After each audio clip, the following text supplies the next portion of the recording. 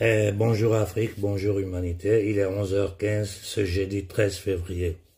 Bon, je ne vais pas trop parler parce que tant que c'est moi qui parle, on peut dire que ce sont les opinions de Konaré, donc ça ne vaut rien. Comme je vous ai dit, je ne suis leader de personne. Je suis seulement un Africain qui essaie de faire sa part dans ce combat de libération de l'Afrique et non seulement de l'Afrique. Écoutons ici la voix d'une de nos sœurs, d'une digne femme africaine, la voix d'un député belge, je dis bien d'un député belge, voilà pourquoi quand j'interviens, j'ouvre toujours une parenthèse pour dire qu'il faut que nous comprenions que ce n'est pas une guerre entre blancs et noirs, entre noirs et arabes, entre blancs et arabes, non. C'est une guerre d'une élite satanique, d'un paradigme criminel qui a été mis sur pied à la fin de la Seconde Guerre mondiale pour piller, dominer tout le peuple, et surtout nous Africains, nous tenir dans un état d'esclavage perpétuel. Écoutons ensemble. Rwanda envahit le Congo et nous, en tant qu'Union européenne, nous envoyons encore des armes au Rwanda. Le Rwanda vole les ressources congolaises et nous, on va faire un accord avec le Rwanda pour acheter ces matières premières des Congolais qui ont été volées. Parce que c'est ce qui se passe. La Commission européenne a été faire cet accord avec le Rwanda et qu'est-ce qui s'est fait 2 mois après? Le M23, ce mouvement rebelle soutenu par le Rwanda, a été conquérir la plus importante mine de coltan au Congo pour, en contrebande, voler ses ressources et les mettre sur les marchés internationaux. Donc en fait, la Commission européenne a de quelque sorte offert son feu vert aux Rwandais pour envahir le Congo. L'Europe se trouve en d'autres mots du côté de l'agresseur. Et tout ça pour les profits des multinationales sur les corps des Congolais. Alors pillage, destruction, des millions de morts entre-temps, il faut que ça cesse. Parce qu'on l'a vu avec l'or. C'est un député européen belge qui parle. On l'a vu en Libye avec le gaz et le pétrole. C'est toujours la même chanson de pillage. Et après vous vous étonnez que les peuples du Sud se révoltent. Les Africains en ont marre. On le voit au Mali, au Niger, au Burkina, au Tchad, en Côte d'Ivoire, en République centrafricaine, au Sénégal. À chaque fois, les Européens avec le Timis à la porte. Alors le moment est aujourd'hui de dire basta, le temps du colonialisme est révolu. Suspendez cet accord de pillage des ressources naturelles congolaises et imposez un embargo militaire au Rwanda. On n'a pas besoin de l'arme de crocodile, on a besoin d'action. Création des institutions de Bretton Woods. Ces institutions ont été créées avec l'idée que leur succès serait basé sur les échecs des pays en développement, dont la majorité se trouve en Afrique.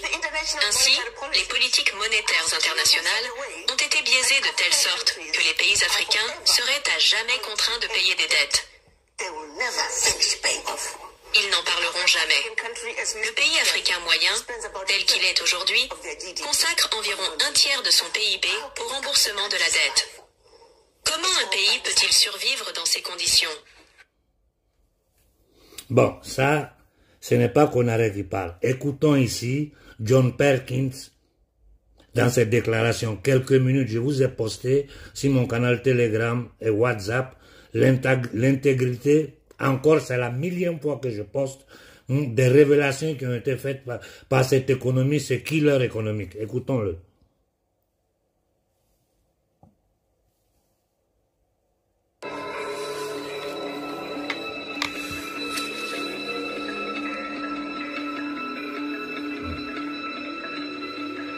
Nous, assassins économiques, sommes les réels responsables dans la création du premier véritable empire global. Et nous travaillons de nombreuses façons différentes. Mais peut-être que la façon la plus commune est que nous identifions un pays détenant des ressources, comme le pétrole. Alors nous arrangeons un énorme prêt pour ce pays auprès de la Banque mondiale ou l'une de ses organisations sœurs. Mais l'argent ne va jamais réellement au pays. À la place, il est utilisé par nos grosses corporations pour construire des projets d'infrastructure dans ce pays. Centrales énergétiques, parcs industriels, ports, des choses qui profitent à quelques personnes riches de ce pays, en plus de nos grosses corporations. Mais certainement pas à la majorité des gens du tout. Dans tous les cas, les gens, dans l'ensemble du pays, conservent une dette énorme. C'est tellement une grosse dette qu'ils ne peuvent payer. Et cela fait partie du plan. Donc, à un moment, nous, Assassins économiques, revenons près d'eux et disons, écoutez, vous nous devez énormément d'argent, vous ne pouvez pas payer votre dette, alors vendez-nous votre pétrole à bon marché pour nos compagnies pétrolières. Permettez-nous de construire une base militaire dans votre pays, ou envoyer des troupes pour supporter les nôtres à un endroit du monde comme l'Irak, ou votez avec nous dans le prochain vote aux Nations Unies, pour que leurs compagnies d'électricité deviennent privatisées, ou leur eau et système de canalisation soient privatisés et vendus aux sociétés états-uniennes ou autres sociétés multinationales. Donc, il y a une multitude de choses et manières typiques dont le FMI et la Banque mondiale travaillent. Ils mettent un pays en dette et cette dette est si grosse qu'elle ne peut être remboursée.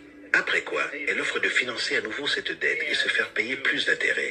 Et vous demandez ce quiproquo, que vous appelez conditionnalité, terme du FMI désignant certaines exigences ou bonne administration, ce qui signifie qu'ils doivent vendre leurs ressources, incluant plusieurs de leurs services sociaux, leur société de maintenance, leur système scolaire, parfois leur système pénal, leur système d'assurance à des sociétés étrangères. Donc c'est un double, triple, quadruple renvers dévastateur. Bon, vous avez tous écouté John Perkins. Tout ce que je vous demande, c'est faire tout pour faire tourner ce vocal pour que nos autorités, les soi-disant autorités africaines, comprennent qu'aujourd'hui, la jeunesse, la nouvelle génération africaine ne va pas permettre que ces valets locaux, que ces indignes, ces esclaves en cravate vendent, hypothèquent le destin des Africains, le destin de la nouvelle génération africaine. Là, c'est pas moi qui ai parlé, c'est un député blanc, belge, au Parlement européen. C'est John Perkins, un killer économique au service des États-Unis, de la CIA, qui a fait des révélations. Et la littérature sur les crimes du paradigme mis sur pied pour tenir l'Afrique en esclavage est sous nos yeux.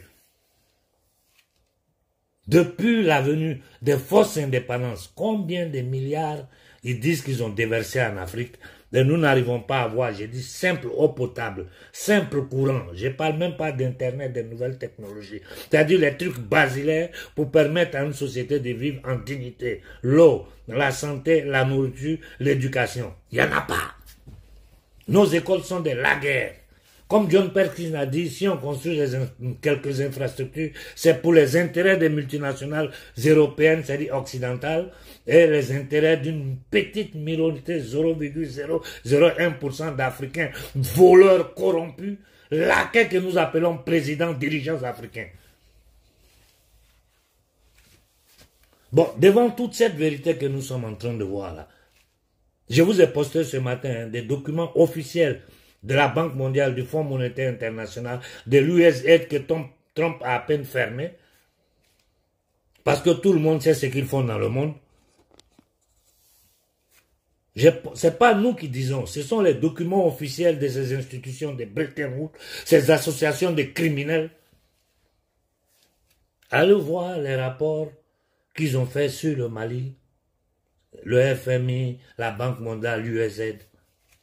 Et je viens d'apprendre, c'est-à-dire tout le monde est choqué, pendant que ceux mêmes qui ont créé l'OMS là, disent qu'ils sortent de ça. Les États-Unis, le Kenya est sorti, j'apprends que c'est maintenant le Mali tisse des accords avec l'Organisation mondiale de la santé. J'ouvre la parenthèse pour dire au frère Nestor qu'il sache, de génération consciente, qu'il sache qu'il a le soutien de tous les sérieux panafricains. D'ailleurs, je dirais qu'il a le soutien de toute l'humanité, parce que toute l'humanité sait qu'aujourd'hui, l'OMS est une organisation criminelle, une organisation qui a pour vocation aujourd'hui, tout ça piloté par les Nations Unies, d'une dépopulation totale. Donc leur plan, là, quel que soit ce qu'ils vont vous expliquer, c'est faux. Leur plan, c'est dépopuler l'Afrique. Et ce n'est même pas moi qui le dis. Tant que je vais vous sortir dans ma prochaine intervention des déclarations claires faites par des officiels américains et européens, si c'est que l'OMS est en train de combiner comme crime dans le monde. Et c'est maintenant, le Mali va signer des accords avec l'OMS. Le Mali va prendre l'argent à la Banque mondiale, le Fonds monétaire international. Au Burkina, on place au ministère de la Santé un pion de ces gens-là. Mais j'ai confiance au capitaine Ibrahim Traoré. Il va nettoyer ça. Le capitaine va nettoyer ça. Parce qu'il ne peut pas laisser. Ce n'est pas possible. Le capitaine ne peut pas accepter ça. Sur ça, je n'ai aucun doute. Hier, le frère Nestor m'a envoyé le curriculum de cet individu. Je vous ai posté. Et quand vous faites la conférence, envoyez-nous ça rapidement pour que nous la faisons tourner. Partout en Afrique où l'OMS va se présenter, refusez. Ils ont un plan clair, c'est la dépopulation. Les messages que je vous ai fait écouter maintenant, là, ça ne vous suffit pas pour comprendre ça. À nos frères du Congo, ce soir, je vais discuter avec certains frères de Ouazalendo sur le terrain. Je vais discuter avec certains de mes amis de la diaspora congolaise qui savent ce qui se passe exactement. Je vais discuter avec certaines personnes au Congo. Et puis après, nous allons voir, parce que vraiment, il est temps de passer à l'action. Vous-même, vous voyez que maintenant, c'est l'OTAN qui veut intervenir directement au Congo. C'est l'OTAN qui se prépare à intervenir directement au Congo. Et nous-mêmes, nous voyons ce qui est la classe politique congolaise. Nous savons la vérité sur tout ce qui est en train de se passer. On nous reste une chose à faire au Congo. Une seule chose. Surtout à Kinshasa. C'est la capitale du Congo. Vous êtes entre 20, 30 millions de personnes. Je vous en prie, je vous supplie. Faites-le pour vos enfants. Levez-vous les prochains jours, encerclez l'ambassade de la France, de la Grande-Bretagne et des États-Unis. Bloquez tous les passages. Si la police arrive là, ils sont combien? Vous êtes combien de millions? Tabassez-les. Parce que si les policiers ne sont pas conscients que ce que vous êtes en train de faire, c'est pour eux, c'est pour leurs enfants, tabassez-les. Et je vous en prie, je ne veux pas rentrer dans les détails, je vais le faire les prochains jours pour vous faire l'historique de Tshisekedi. Où il est passé, les accords qu'il a fait aux États-Unis, en Allemagne, un peu. Les gens qui l'ont accompagné, ce sont eux qui me donnent toutes ces informations. Ce sont des informations que j'ai depuis longtemps. Sa feuille de route avec l'Ouganda, le Rwanda, tout ça là, ces accords secrets avec la CIA, quand vous attendez USAID là, c'est CIA. Il n'y a même pas longtemps, ils ont commencé à financer massivement le Congo. Quelque chose s'est passé, voilà pourquoi ils ont attaqué le Congo. C'est parce que Tshisekedi commence à résister. Parce que Tshisekedi lui-même, il sait. S'il s'amuse avec ça, c'est pas lui, c'est sa famille, sa descendance qui vont périr parce que les Congolais ne vont pas pardonner ça. Et qu'il sache une chose, quels que soient les accords qu'il a pris avec eux avant là, moi je le dis, c'est valable pour Tshisekedi, c'est valable pour Koïta, c'est valable pour n'importe quel dirigeant africain. Vous avez trahi. Vous êtes en train de trahir. Tout le monde voit. Mais si vous changez de balle, si vous décidez de faire 2 pas en arrière pour aller vers nos aspirations, nous, pauvres peuples d'Afrique, qui souffrons depuis des siècles, sachez que nous allons vous soutenir. C'est valable pour tout le monde. Tshisekedi, tu dois tenter de tisser, je ne dis pas le nom des pays pour ne pas qu'on dise je suis pro ceci, pro cela. Tisse des relations avec des pays qui peuvent nous aider à nous armer. Tisse des relations avec des pays avec lesquels nous pouvons avoir des partenariats sur le plan commercial, sur tous les plans. Mais surtout, la priorité en ce moment, il faut tisser des relations avec des pays qui peuvent nous aider à affronter l'OTAN sur le territoire congolais. Ça, c'est ton rôle, ça. À la population congolaise, surtout à ceux de Kinshasa. Il faut que vous me preniez ces ambassades, je vous en prie. Faites-le. Faites-le, c'est la seule façon de bloquer la pénétration de ces criminels-là, de continuer à massacrer notre peuple. Le monde entier va voir les ambassades là, fermées par les Africains, par les Africains du Congo. Aujourd'hui, nous avons le soutien de la société civile occidentale, eux-mêmes. Mais regardez les vrais dissidents, pas l'opposition des systèmes créés sur YouTube. Les vrais dissidents occidentaux, français, italiens, anglais, allemands. Ils sont tous avec nous. Moi, je discute en privé avec tout le monde. Jusqu'en Inde, les gens nous disent, levez-vous. Il est temps que nous nous levons. Il est temps que nous nous levons au Congo. Il est temps de faire arrêter ce massacre-là au Congo. 18 millions de nos frères assassinés. Personne ne dit rien. Ces mêmes institutions qui nous font ce que John Perkins est en train d'expliquer. Cette élite atlantico-sioniste. C'est parce que beaucoup d'hommes ne savent pas le rôle d'Israël dans le conflit congolais. Mais nous allons revenir sur tous ces détails-là. Tout ce que je demande à nos frères du Congo, je vous en prie, nous vous en prions, c'est pas moi, c'est toute l'Afrique qui vous demande pardon, parce que le Congo, là, c'est le poumon de l'Afrique. Si ton poumon est malade, c'est tout le corps qui est malade. Levez-vous, prenez ces ambassades, tant que le problème du Congo n'est pas affronté sérieusement. Dormez là, mangez là, personne ne bouge. Et ceux qui supportent Tshisekedi à vous, en agissant comme ça, vous êtes en train de l'aider. Contre sa propre volonté. Je vais m'arrêter là pour ce matin. Et puis, vraiment, je dois reconnaître qu'il y a une grande croissance de conscience dans la jeunesse africaine. Il y a une grande... C'est-à-dire, je vois l'effervescence qu'il y a. Ce qui manque, c'est l'organisation.